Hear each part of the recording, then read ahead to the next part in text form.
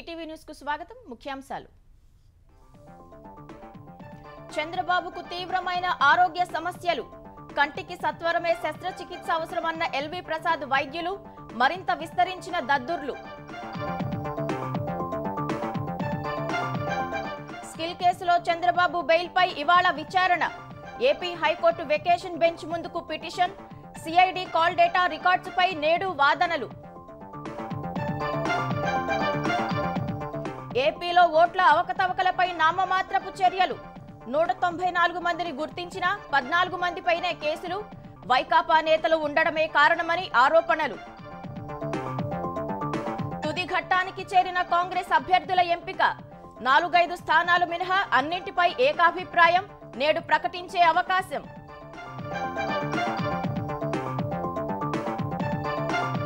ఎన్నికల ప్రచారంలో మరింత జోరు పెంచిన భారాస, నేడు మరో 3 నియోజకవర్గాల్లో ప్రజా ఆశీర్వాద సభలు, గులాబీ శ్రేణులకు కేసీఆర్ దిశా నిర్దేశం. హైదరాబాద్ పేలుళ్ల కుట్ర కేసులో మరో దోషికి జైలు, ఇండియన్ ముజాహిద్దీన్ ఉగ్రవాది సయ్యద్ మక్బూల్ కు 10 ఏళ్ల శిక్ష.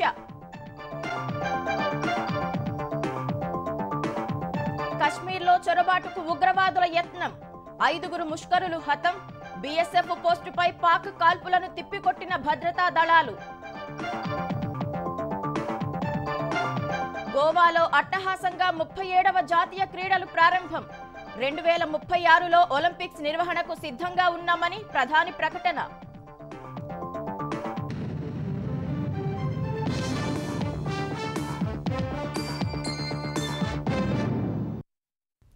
రాజమండ్రి కేంద్ర కారాగారంలో జ్యుడిషియల్ రిమాండ్లో ఉన్న తెలుగుదేశం అధినేత చంద్రబాబు వివిధ రకాల ఆరోగ్య సమస్యలతో బాధపడుతున్నారు. 7-10 వయసులో ఆయనకు కంటి సమస్యతో పాటు ఒంటిపై దద్దుర్లు నడుము కింది భాగం వరకు విస్తరించాయని తెలుస్తోంది. కుడి కంటికి సత్వరమే శస్త్రచికిత్స చేయాలని ఎల్వి ప్రసాద్ నేత్ర వైద్యశాల నిపుణులు సూచించారు. చంద్రబాబుకు వెంటనే వివిధ రకాల వైద్య పరీక్షలు చేయాల్సిన అవసరం ఉందని ప్రభుత్వ వైద్యులు నివేదికలో పేర్కొన్నట్లు సమాచారం. రాజమండ్రి సెంట్రల్ జైలులో జ్యుడిషియల్ రిమాండ్లో ఉన్న మాజీ సీఎం చంద్రబాబు తీవ్ర ఆరోగ్య సమస్యలతో ఇబ్బంది పడుతున్నారు. చంద్రబాబుకు గతంలో కంటి వైద్యం చేసిన Hyderabad LV Prasad eye institute కు చెందిన వైద్య నిపుణులు ఆయనకున్న కంటి సమస్యలు, చేయాల్సిన చికిత్స, తీసుకోవాల్సిన జాగ్రత్తల గురించి ఈ నెల 21న ఓ నివేదికలో వివరించారు. చంద్రబాబుకు యాంగిల్ క్లోజర్ గ్లకోమా అనే కంటి సమస్య ఉన్నట్లు 2016లో గుర్తించారు. దానికి లేజర్ చికిత్స చేశారు. ఇంట్రా ఆక్యులర్ ప్రెజర్ ను ఎప్పటికప్పుడు నిర్దిష్ట కాలావధుల్లో ఆసుపత్రిలో వైద్య నిపుణులు పర్యవేక్షించాలి. అలాగే ఆయనకు కంటిలో శుక్లాలు ఏర్పడినట్లు ఈ ఏడాది మే 23న గుర్తించి జూన్ 21న ఎడమ కంటికి శస్త్రచికిత్స చేశారు. ఆ తర్వాత ఎడమ, కుడి కంటి చూపుల్లో వ్యత్యాసం ఎక్కువగా ఉన్నందున 3 నెలల్లో కుడి కంటి శుక్లానికి కూడా సర్జరీ చేయాలని ఎల్వి ప్రసాద్ వైద్యులు సూచించారు. అది కూడా ఇంట్రా ఆక్యులర్ ప్రెజర్ ను మేనేజ్ చేస్తూ గ్లకోమా వైద్య నిపుణుల పర్యవేక్షణలో అన్ని వసతులు ఉన్న ఐ ఇన్స్టిట్యూట్ లోనే చేయాల్సి ఉంటుందని చెబుతున్నారు. అదేవిధంగా చంద్రబాబు మరికొన్ని ఆరోగ్య సమస్యలతో బాధపడుతున్నట్టు బుధవారం ఆయన్ను పరీక్షించిన ప్రభుత్వ వైద్య నిపుణులు ఇచ్చిన నివేదికను బట్టి తెలుస్తోంది. బాబు వెన్ను కింది భాగంలో నొప్పి, మలద్వారం వద్ద నొప్పితో బాధపడుతున్నారని, ఒంటిపై దద్దులు నడుము కింది భాగం వరకు విస్తరించాయని ఆ నివేదికలో పేర్కొన్నట్లు సమాచారం. ఆయనకు complete blood picture, renal function టెస్టులు, లివర్ ఫంక్షన్ టెస్టులు, serum electrolytes, coagulation profile, HbA1c, complete urine examination, ECG, x ray chest, 2D echo వంటి పరీక్షలు చేయాల్సిన అవసరం ఉందని సూచించారు. చంద్రబాబు ఆరోగ్య సమస్యలు మరింత తీవ్రం కాకుండా ఉండేందుకు చల్లటి వాతావరణాన్ని కొనసాగించాలని, శరీరానికి బాగా గాలి తగిలే దుస్తులు ధరించాలని సూచించినట్లు సమాచారం. ఎక్కువ సమయం ఒకే భంగిమలో కూర్చోవద్దని, సౌకర్యంగా ఉండే కుర్చీని వాడాలని చెప్పినట్లు తెలిసింది. తాజా నివేదికలతో చంద్రబాబు ఆరోగ్యం పట్ల కుటుంబ సభ్యులు, పార్టీ వర్గాలు, అభిమానుల్లో ఆందోళన మరింత పెరిగింది. మధ్యంతర బెయిల్ మంజూరు చేయాలని, అత్యవసరంగా హౌస్ మోషన్ పిటిషన్ దాఖలుకు అనుమతి ఇవ్వాలని తెలుగుదేశం అధినేత చంద్రబాబు చేసిన అభ్యర్థనకు ఏపీ హైకోర్టు నిరాకరించింది. వ్యాజ్యం దాఖలుకు అనుమతినిచ్చి అత్యవసరంగా విచారణ జరపాలని చంద్రబాబు తరఫు న్యాయవాదులు చేసిన విజ్ఞప్తిని ధర్మాసనం తోసిపుచ్చింది. కంటికి అత్యవసరంగా శస్త్రచికిత్స అవసరమని వైద్యులు తెలిపినట్లు న్యాయవాదులు వివరించారు. మరోవైపు స్కిల్ డెవలప్మెంట్ కేసులో చంద్రబాబు హైకోర్టులో దాఖలు చేసిన ప్రధాన బెయిల్ పిటిషన్, మధ్యంతర బెయిల్ కోసం దాఖలు చేసిన అనుబంధ పిటిషన్పై దసరా సెలవుల ప్రత్యేక బెంచ్ నేడు విచారణ జరపనుంది. ఇటు స్కిల్ కేసులో చంద్రబాబు అరెస్టు సమయంలో నియోజకవర్గంలో ఉన్న సిఐడి అధికారుల కాల్ డేటా రికార్డు కావాలని కోరుతూ ఆయన తరపు న్యాయవాదులు వేసిన పిటిషన్లో సిఐడి అధికారులు కౌంటర్ దాఖలు చేశారు. సిఐడి కాల్ డేటా రికార్డ్స్పై నేడు విజయవాడ ఏసీబీ కోర్టులో వాదనలు జరగనున్నాయి. ఆంధ్రప్రదేశ్లో ఓట్ల అవకతవకల వ్యవహారం బయటపడ్డా అధికారులు నామమాత్రపు చర్యలతో చేతులు దులుపుకుంటున్నారు. బాపట్ల జిల్లా పర్చూరు నియోజకవర్గంలో ఓట్ల దొంగలపై చర్యలకు అధికారులు మీనమేషాలు లెక్కిస్తున్నారు. తప్పుడు సమాచారం ఇచ్చి ఓట్లను తొలగించేందుకు పెద్ద మొత్తంలో దరఖాస్తులు సమర్పించిన వారిలో ఇప్పటి వరకు 194 మందిని గుర్తించినా వారిలో 14 మందిపైనే కేసులు పెట్టారు. గురువారం మరో 2 పోలీసులకు ఫిర్యాదు చేశారు. అయితే ఈ 16 మంది మినహా మిగిలిన వారిలో ఎక్కువ మంది వైకాపా వారు కావడమే చర్యలు తీసుకోకపోవడానికి కారణమని తెలుస్తోంది. పర్చూరులో ఓట్ల తొలగింపు ఫిర్యాదులపై విచారణకు ఎన్నికల సంఘం ఆదేశించడంతో బల్క్ దరఖాస్తులపై జేసీ శ్రీధర్ విచారణ చేసి నివేదికను పంపారు. 5కు మించి దరఖాస్తులు సమర్పించిన వారు 194 మంది ఉన్నారని గుర్తించారు.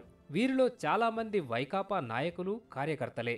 వీరంతా కలిసి 13,000కు పైగా దరఖాస్తులు సమర్పించారు. వీటిపై విచారణకు కమిటీలు వెళ్లినప్పుడు వీళ్లంతా మొహం చాటేశారు. తొలగింపునకు గురవుతున్న ఓటర్లను అధికారులు పిలిపించి విచారించారు. తాము ఊళ్ళోనే ఉన్నామని, ఆధార్ కార్డులు ఇక్కడే ఉన్నాయని తెలిపారు. ప్రతి నెల రేషన్, పింఛన్ తీసుకుంటున్నామని, డ్రైవింగ్ లైసెన్సులు కూడా ఉన్నాయంటూ చూపించడంతో అధికార యంత్రాంగం అవాక్కైంది. అయినా తప్పుడు సమాచారం ఇచ్చిన వారిపై ఇప్పటి వరకు పూర్తి స్థాయిలో చర్యలు తీసుకోలేదు. హైకోర్టులో కేసు నమోదవ్వడంతో న్యాయస్థానం ఆదేశాల మేరకు ఆగమేఘాల మీద 14 మందిపై పోలీసులకు ఫిర్యాదు చేసి కేసు నమోదు చేయించారు. గురువారం మరో 2పై ఫిర్యాదు చేశారు. పర్చూరు నియోజకవర్గంలో తటస్థులు, ప్రతిపక్షాలకు చెందిన ఓటర్ల పేర్లను జాబితా నుంచి తొలగించేందుకు ఓట్ల దొంగలు ఫామ్ 7లను పెద్ద సంఖ్యలో సమర్పించారు. బతికున్న వారిని చనిపోయారని, ఉపాధి కోసం వెళ్లిన వారిని ఊరి నుంచి శాశ్వతంగా వెళ్లిపోయారని, ఇలా తప్పుడు కారణాలు చూపి వారి ఓట్లు తొలగించాలని కోరుతూ 13,000 దరఖాస్తులు సమర్పించారు. దీనిపై స్థానిక ఎమ్మెల్యే ఏలూరి సాంబశివరావు కేంద్ర ఎన్నికల సంఘానికి, రాష్ట్ర ప్రధాన ఎన్నికల అధికారికి గత ఆగస్టులో ఫిర్యాదు చేశారు.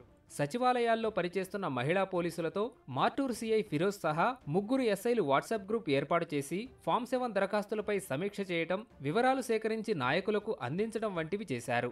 దీనిపై ఎమ్మెల్యే ఏలూరి ఫిర్యాదు మేరకు హైకోర్టు ఆదేశాలతో ఇప్పటికే బాధ్యులైన పోలీసు అధికారులపై సస్పెన్షన్ వేటు పడింది.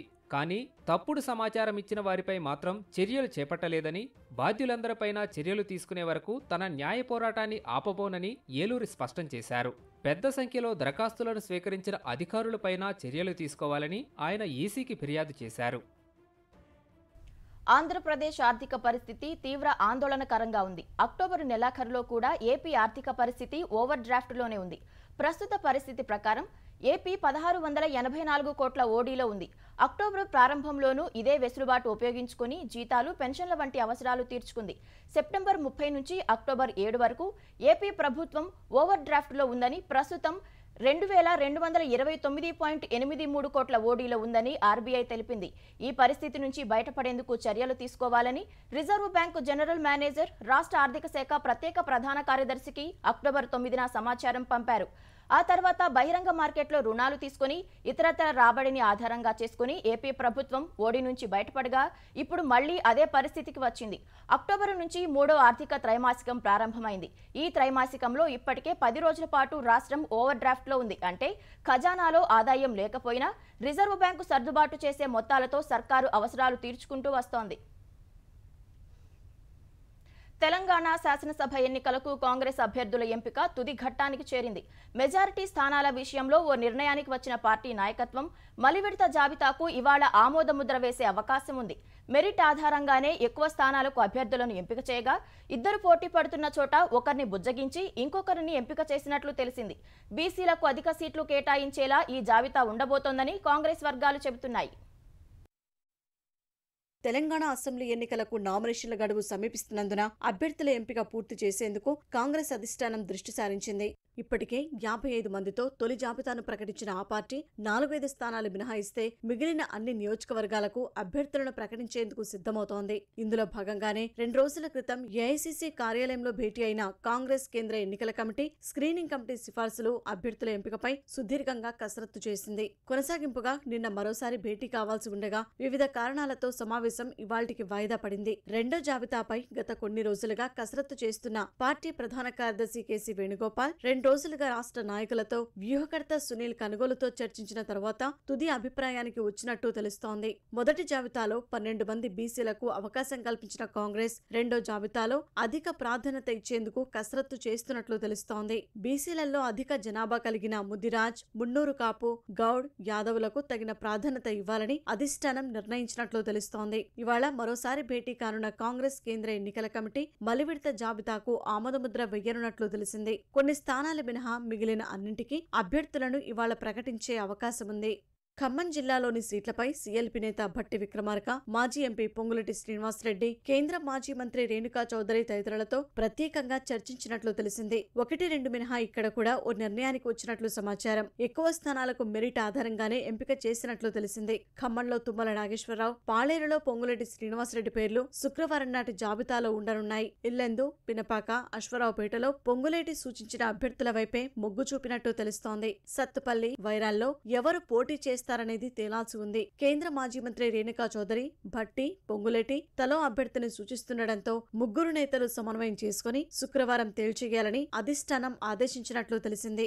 తాండూరు స్థానానికి ఇటీవలే పార్టీలో చేరిన రంగారెడ్డి డీసీసీబీ చైర్మన్ మనోహర్ రెడ్డి పేరు ఖరారు చేసినట్లు పార్టీ వర్గాలు తెలిపాయి. ఈ టికెట్ కోసం పోటీపడిన కేళ్లార్కు మహేశ్వరం నుంచి అవకాశం ఇచ్చినట్టు తెలుస్తోంది. వనపర్తికి మేఘారెడ్డి, తాజాగా మళ్లీ పార్టీలో చేరుతున్నట్టు ప్రకటించిన కోమటిరెడ్డి రాజగోపాల్ రెడ్డి పేరును మునుగోడుకు ఖరారు చేసినట్లు సమాచారం. ఎల్బీ నగర్ లో మదియాష్కి వైపే పార్టీ నాయకత్వం మొగ్గు చూపినట్లు సమాచారం. ఎల్లారెడ్డి స్థానానికి మదన్ మోహన్ రావు పేరు ఖరారు చేసినట్లు చెబుతున్నా జాబితా వెలువడితేనే స్పష్టత వచ్చే అవకాశముంది. సూర్యాపేట నుంచి పటేల్ రమేష్ రెడ్డి వైపే మొగ్గు చూపినట్లు తెలుస్తున్నా టికెట్ ఆశిస్తున్న దామోదర్ రెడ్డిని నిన్న సాయంత్రం ఢిల్లీకి పిలిచారు. దామోదర్ రెడ్డి అంగీకరించిన తర్వాతే తుది నిర్ణయం వెలువడే అవకాశముంది. నారాయణఖేడ్లో సంజీవరెడ్డి వైపు మొగ్గు చూపగా పటాన్చెరులో నీలం మధు ముదిరాజ్ పేరు ఖరారు చేయనున్నట్లు తెలిసింది. కొన్ని స్థానాల విషయంలో పీసీసీ అధ్యక్షుడు ప్రతిపాదించిన పేర్లకు ఇతర నాయకులు సూచించిన పేర్లకు మధ్య పోటీ ఏర్పడటంతో సర్వేల ఆధారంగా ఓ నిర్ణయానికి వచ్చినట్లు తెలుస్తోంది. కామారెడ్డిలో కేసీఆర్ పై రేవంత్ రెడ్డి పోటీ చేయిస్తే ఇక్కడ టికెట్ ఆశిస్తున్న మాజీ మంత్రి షబ్బీర్ అలీని నిజామాబాద్ దర్బార్ నుంచి పోటీలో నిలిపే ఆలోచన అధిష్టానం మధ్యలో ఉన్నట్లు పార్టీ వర్గాల్లో చర్చ జరుగుతోంది. ఇక్కడ డి సంజయ్ పేరు కూడా పరిశీలనలో ఉందని తెలుస్తోంది. అభ్యర్థులను ప్రకటించిన తర్వాత అసమ్మతి, వ్యతిరేకత ఎదురుకాకుండా పార్టీని వీడకుండా జాగ్రత్తలు తీసుకోవడంలో భాగంగా అసంతృప్త నాయకుల బుజ్జగింపుపై ముఖ్య నేతల దృష్టి సారించగా కొందరితో ఏఐసీసీ నాయకులే నేరుగా మాట్లాడుతున్నారు. పీసీసీ స్థాయిలో సీనియర్ ఉపాధ్యక్షుడు మల్లు రవి అసంతృప్తులను కలిసి బుజ్జగిస్తున్నారు. అభ్యర్థుల ఎంపిక ప్రక్రియ తుది దశకు చేరుకోవటంతో రాష్ట్ర కాంగ్రెస్ ముఖ్య నేతలు, ఆశావహులు ఢిల్లీలో ఉరుకులు పరుగులు పెడుతున్నారు. ఆశావహులు పెద్ద సంఖ్యలో ఢిల్లీలో మకాం వేసి ఆయా నేతల చుట్టూ తిరుగుతున్నారు. ఉమ్మడి వరంగల్, ఖమ్మం జిల్లాలో భారత రాష్ట్ర సమితి ప్రచార జోరు మరింత పెంచుతోంది. ఇప్పటికే ప్రచార పర్వంలో ముందున్న భారాస అభ్యర్థులు పార్టీ శ్రేణుల్లో మరింత ఉత్తేజం నింపడమే లక్ష్యంగా ఆ పార్టీ అధినేత ముఖ్యమంత్రి కేసీఆర్ రంగంలోకి దిగనున్నారు. ఎన్నికల ప్రచారంలో భాగంగా ఇవాళ మహబూబాబాద్, వర్ధన్నపేట, పాలేరు సభలకు కేసీఆర్ హాజరవనున్నారు. క్షేత్రస్థాయిలో ప్రచార పర్వాన్ని మరింత ఉరకలెత్తించేలా నేతలు, గులాబీ శ్రేణులకు కేసీఆర్ దిశానిర్దేశం చేయనున్నారు. ఉమ్మడి ఖమ్మం జిల్లాలో ఇవాళ నిర్వహించనున్న తొలి ఎన్నికల ప్రచార బహిరంగ సభను ప్రతిష్టాత్మకంగా తీసుకున్న గులాబీ శ్రేణులు దిగ్విజయం చేయాలన్న సంకల్పంతో భారీ ఏర్పాట్లు చేస్తున్నారు. పాలేరు నియోజకవర్గంలో నిర్వహించనున్న ప్రజా ఆశీర్వాద బహిరంగ సభకు గులాబీ నేతలు విస్తృత ఏర్పాట్లు చేస్తున్నారు. కూసుమంచి మండలం జీళ్ల చెరువులో 25 ఎకరాల్లో బహిరంగ సభకు భారీ ఏర్పాట్లు చేస్తున్నారు. దాదాపు 80,000 మందిని తరలించేలా జన సమీకరణ చేస్తున్నారు. కేసీఆర్ సెంటిమెంట్ ప్రకారం తూర్పు దిక్కుగా భారీ సభావేదికను సిద్ధం చేస్తున్నారు. పాలేరు నియోజకవర్గంలోని కూసుమంచి, నేలకొండపల్లి, ఖమ్మం గ్రామీణం, తిరుమలాయపాలెం మండలాల నుంచి భారీగా కార్యకర్తలు రానున్నారని పాలేరు ఎమ్మెల్యే కందాల ఉపేందర్ రెడ్డి తెలిపారు. ఎండ తీవ్రత దృష్ట్యా ప్రత్యేక ఏర్పాట్లు చేస్తున్నారు. తాము అధికారంలోకి వస్తే చేపట్టబోయే అభివృద్ధిపైన ప్రజలకు స్పష్టమైన హామీలు ఇచ్చే అవకాశముంది. పాలేరు సభ అనంతరం మహబూబాబాద్ లో నిర్వహించే ప్రజా ఆశీర్వాద సభకు ముఖ్యమంత్రి కేసీఆర్ హాజరు కానున్నారు. సీఎం బహిరంగ సభ కోసం మానుకోట సర్వాంగ సుందరంగా ముస్తాబైంది. పట్టణ కూడళ్లు గులాబీమయంగా మారాయి. హెలీప్యాడ్, సభా ప్రాంగణంలో ఏర్పాట్లను మంత్రి సత్యవతి రాథోడ్, ఎంపీ కవిత, ఎమ్మెల్యే శంకర్ నాయక్ పరిశీలించారు. మూడోసారి భారాస అధికారంలోకి రావటం ఖాయమని మంత్రి సత్యవతి స్పష్టం చేశారు. బ్రహ్మాండంగా ప్రచారంలో మేము దూసుకుపోతా ఉన్నాం. మేము చేసింది అట్లనే ఉంది, చెప్పుకోవటానికి అంతే అవకాశం ఉంది. మూడోసారి ముచ్చటగా మానుకోట గడ్డ మీద గులాబీ జెండా ఎగరేయడం ఖాయం. కేసీఆర్ గారి సభను మహబూబాద్ నియోజకవర్గ ప్రజలు ప్రతి ఇంటికొకరు కదిలి వచ్చి విజయవంతం చేయాలని నేను విజ్ఞప్తి చేస్తా ఉన్నాను. అనంతరం వర్ధన్నపేట సభకు కేసీఆర్ హాజరవుతారు. సభ ఏర్పాట్లను ప్రభుత్వ chief whip Vinay Bhaskar, MLA Aruri Ramesh పరిశీలించారు. భారీగా వచ్చే జనానికి ఎలాంటి ఇబ్బందులు లేకుండా ఏర్పాట్లు చేసినట్లు వెల్లడించారు. నారా భువనేశ్వరి నిజం గెలవాలి కార్యక్రమంలో భాగంగా 3వ రోజు శ్రీకాళహస్తిలో పర్యటించనున్నారు. చంద్రబాబు అరెస్టును తట్టుకోలేక మరణించిన వారి కుటుంబాలను పరామర్శించనున్నారు. ఉదయం 9 గంటలకు రేణిగుంట మండలం ఎర్రంరెడ్డిపాలెంలో చనిపోయిన సూరం మునిరత్నం కుటుంబ సభ్యులను ఓదారుస్తారు. అనంతరం ఏర్పేడు మండలం మునగాలపాలెంలో వసంతమ్మ కుటుంబ సభ్యులను, అక్కడి నుంచి పోలి గ్రామంలో మునిరాజు కుటుంబ సభ్యులను పరామర్శిస్తారు. సాయంత్రం 4 గంటలకు ఆర్డీఓ కార్యాలయం సమీపంలో ఏర్పాటు చేసిన నిజం గెలవాలి సభలో పాల్గొంటారు. తెలుగుదేశం అధినేత చంద్రబాబు సతీమణి నారా భువనేశ్వరి చేపట్టిన నిజం గెలవాలి యాత్రకు అశేషమైన స్పందన లభిస్తోందని మాజీ ఎమ్మెల్యే బొండా ఉమా అన్నారు. విజయవాడ సెంట్రల్ తెలుగుదేశం కార్యాలయం వద్ద ఆయన మహిళలతో కలిసి కాగడాలతో సంఘీభావం తెలిపారు. వచ్చే ఎన్నికల్లో జగన్ దుష్ట పరిపాలనకు చరమగీతం పాడేందుకు మహిళాలోకం సిద్ధంగా ఉందని తెలిపారు. నిజం గెలవాలి కార్యక్రమంతో వైకాపా నేతలకు వెన్నులో వణుకు మొదలైందని తెలుగుదేశం పొలిట్ బ్యూరో సభ్యుడు నక్కా ఆనంద్ బాబు అన్నారు. ఎండుతున్న పంటలు, రైతుల కష్టాల నుంచి ప్రజల దృష్టి మరల్చేందుకే భువనేశ్వరిపై మంత్రి అంబటి రాంబాబు ఇష్టమొచ్చినట్లు మాట్లాడుతున్నారని ధ్వజమెత్తారు. మీకు ఒక టార్గెట్ ఫిక్స్ చేసి మీ నాయకత్వం గంటకు ఒక మంత్రితో మాట్లాడిస్తూ ఉంది. భువనేశ్వర్ గారి మీద ఎవడెవడు మాట్లాడుతాడు? మాట్లాడిన మంత్రి ఎవడు? అసలు మీ శాఖల గురించి మీరు మాట్లాడరు. 5-6 నెలల్లో ఎన్నికలుంటే ఇవాళ రైతులు అల్లోలక్షణం అంటూ అల్లాడుతూ ఉంటే, రాష్ట్రం మొత్తం కరువు కోరలో చిక్కుకొని ఉంటే, దిక్కుతోచని స్థితిలో రైతాంగం ఉన్నారు. ఇలా వాళ్ళకి సమాధానం చెప్పలేక నీళ్ళే విధంగా ఇవాళ అర్థం కాక ఇవాళ ఆ సమస్య నుంచి పక్కదారి పట్టిస్తాం.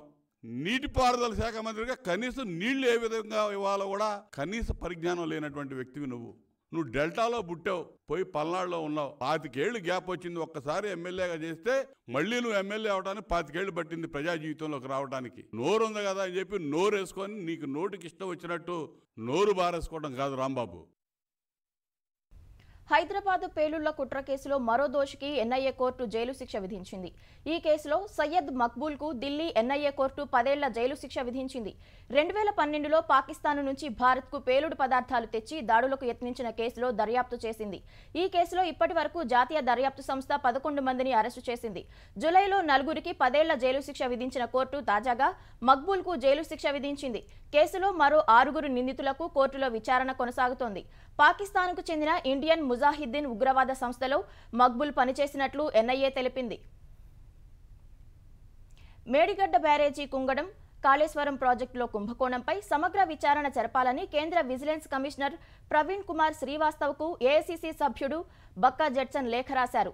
తెలంగాణ ప్రభుత్వం ప్రతిష్టాత్మకంగా చేపట్టిన మేడిగడ్డ ప్రాజెక్టు లక్ష్మీ బ్యారేజ్ వంతెన కుంగిపోవడం వెనుక నిర్మాణం లోపభూయిష్టంగా జరిగిందనే విషయం స్పష్టమవుతోందని, 2019లో ప్రాజెక్టు మొదలుపెట్టి కేవలం 19 నెలలలో నిర్మాణాన్ని పూర్తి చేసి రికార్డు సృష్టించిన నిర్మాణ సంస్థ గొప్పలు చెప్పుకుందని విమర్శించారు. 3.5 ఏళ్లలోపు నిర్మించడంతో నాణ్యత లోపించిన కారణంగా వంతెన కుంగిపోయిందని పేర్కొన్నారు. 1,35,000 కోట్ల రూపాయల ప్రజాధనం కమిషన్ల పేరిట 3 దఫాలుగా అంచనా వ్యయం పెంచారని బక్కా జడ్సన్ ఆరోపించారు. దీని మీద సమగ్ర విచారణ జరిపి చర్యలు తీసుకోవాలని సివిసికి జడ్సన్ లేఖ రాశారు. కాకినాడ జిల్లా తాళ్లరేవు రంగనాయకపురం కోదండ రామాలయంలో అయోధ్య శ్రీరాముని పాదకులకు ప్రత్యేక పూజలు నిర్వహించి క్షీరాభిషేకం చేశారు. మంతెన కుమార్ కృష్ణవర్మ, మంతెన భువనేశ్వరి వర్మ ఆధ్వర్యంలో అయోధ్య భాగ్యనగర సీతారామ సేవ ఫౌండేషన్ చైర్మన్ చల్లా శ్రీనివాస శాస్త్రి శాస్త్రోక్తంగా పూజలు చేశారు. అయోధ్యలో రామమందిరం రూపుదిద్దుకుంటున్న వేళ భరతుని హయాంలో రాజ్యాన్ని నడిపించిన శ్రీరామ పాదుకుల స్ఫూర్తితో వెండితో చేసి బంగారు పూత పూసిన 9 కిలోల పాదుకులను సమర్పించబోతున్నట్లు శ్రీనివాస శాస్త్రి చెప్పారు. దేశంలోని ప్రసిద్ధ పుణ్యక్షేత్రాలన్నింటిలో పూజలందుకున్న ఆ పాదుకులను 10 మందితో పాదయాత్రగా వెళ్లి సంక్రాంతి రోజున స్వామికి అర్పించనున్నారు. శ్రీరామ పాదుకుల దర్శనానికి భక్తులు అధిక సంఖ్యలో తరలివచ్చారు. శ్రీరాముని పాదుకులను పల్లకిలో ఊరేగించారు. చెల్లా శ్రీనివాస శాస్త్రి, గాయత్రి దంపతులను గ్రామస్తులు సత్కరించారు. అక్టోబర్ 28 నుంచి జనవరి 15 వరకు పాదయాత్రగా వెదురుపాక నుంచి రాజమండ్రి, భద్రాచలం, నాగపూర్, జబల్పూర్ మీదుగా ప్రయాగరాజు, చిత్రకూటు, ప్రయాగరాజు, అయోధ్య చేరుకొని రాముల వారు వెళ్లిన మార్గంలోనే అయోధ్యకి చేరుకొని అక్కడ సమర్పించాలని కోరికతో వెళ్తున్నాను. 8 కిలోలు వెండితో తయారు చేయించాను. దీని మీద కిలో బంగారం తొడుగు వస్తుంది. బంగారం తొడిగేసి అక్కడ ఇచ్చేటప్పుడు బంగారం తొడిగేసి అక్కడ సమర్పిస్తాను. దీంతో పాటు ఒక ధనుస్సు కూడా చేయిస్తున్నాను. ఇప్పుడు 6.5 అడుగుల ధనుస్సు తయారు చేసి ఇవ్వాలని సంకల్పం. అది కూడా దగ్గర 20 కిలోల వెండితో చేయిస్తున్నాను. ఒలింపిక్స్కు ఆతిథ్యం ఇవ్వడానికి భారత్ సిద్ధంగా ఉందని ప్రధాని నరేంద్ర మోదీ అన్నారు. 2036లో ఒలింపిక్స్ క్రీడల నిర్వహణకు సిద్ధంగా ఉన్నట్లు అంతర్జాతీయ ఒలింపిక్ కమిటీకి హామీ కూడా ఇచ్చామని ప్రధాని తెలిపారు. గోవా మార్గోలోని ఫతార్డోలో జవహర్లాల్ నెహ్రూ స్టేడియంలో 37వ జాతీయ క్రీడలను ప్రధాని మోదీ ఆరంభించారు. కళాకారుల నృత్య ప్రదర్శనలు, కళ్లు మిరుమిట్లు గొలిపే బాణాసంచా వెలుగులు అబ్బురపరిచాయి. గోవా ముఖ్యమంత్రి ప్రమోద్ సావంత్తో కలిసి గోల్ఫ్ జీప్లో ప్రయాణిస్తూ మోదీ ప్రేక్షకులకు అభివాదం చేశారు. దేశంలో క్రీడా ప్రతిభకు లోటు లేదని, ఎంతో మంది ఛాంపియన్లను భారత్ అందించిందని మోదీ తెలిపారు. క్రీడాకారులకు ఆర్థికంగా అండగా ఉండేందుకు ప్రభుత్వం పథకాలు అమలు చేస్తోందన్నారు.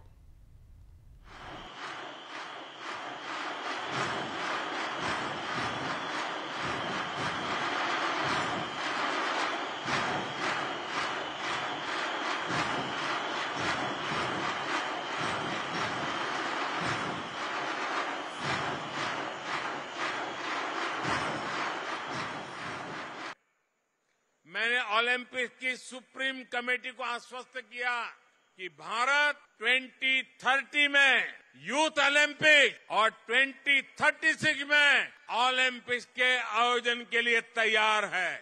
भारत में एक बहुत बड़ा मिडिल क्लास होगा। स्पोर्ट से लेकर स्पेस तक भारत का तिरंगा और शान से लहरा रहा होगा। ओलंपिक्स के आयोजन के लिए कनेक्टिविटी और दूसरे आधुनिक इंफ्रास्ट्रक्चर की जरूरत होती है। आज भारत आधुनिक इंफ्रास्ट्रक्चर पर 100 लाख करोड़ रुपए से ज्यादा खर्च करने की तैयारी में है। इसलिए ओलंपिक्स भी हमारे लिए उतना ही आसान हो जाएगा। జమ్మూ కాశ్మీర్లో ఉగ్రవాదుల ఏరివేత కొనసాగుతోంది. తాజాగా కుప్వారా జిల్లాలోని మచిల్ వద్ద నియంత్రణ రేఖ వెంబడి భారత్లోకి అక్రమంగా ప్రవేశించేందుకు ముష్కరులు యత్నించగా భద్రతా దళాలు, పోలీసులు భగ్నం చేశారు. ఈ క్రమంలో జరిగిన కాల్పుల్లో లష్కరే తోయిబా ఉగ్ర సంస్థకు చెందిన 5గురు ముష్కరులు హతమయ్యారు. ఘటనా స్థలం నుంచి ఏకే సిరీస్ కు చెందిన 5 రైఫిల్స్ సహా పెద్ద ఎత్తున ఆయుధాలను పోలీసులు స్వాధీనం చేసుకున్నారు. ఉగ్రవాదుల కోసం గాలింపు చర్యలు కొనసాగుతున్నట్లు అధికారులు తెలిపారు. మరోవైపు మచిల్ సెక్టార్ ఆపరేషన్ జరిగిన కొన్ని గంటలకే పాకిస్తాన్ కాల్పుల విరమణ ఒప్పందానికి తూట్లు పొడిచింది. ఆర్నియా, ఆర్ఎస్పురా సెక్టార్లలోని అంతర్జాతీయ సరిహద్దు వెంబడి 5 భారత పోస్టులను పాక్ దళాలు లక్ష్యంగా చేసుకున్నాయి. పాక్ రేంజర్లు జరిపిన కాల్పుల్లో ఓ బీఎస్ఎఫ్ జవాను, 4 పౌరులు గాయపడ్డారని అధికారులు తెలిపారు. పాక్ రేంజర్ల కాల్పులకు భారత దళాలు ధీటుగా సమాధానమిచ్చినట్లు చెప్పారు.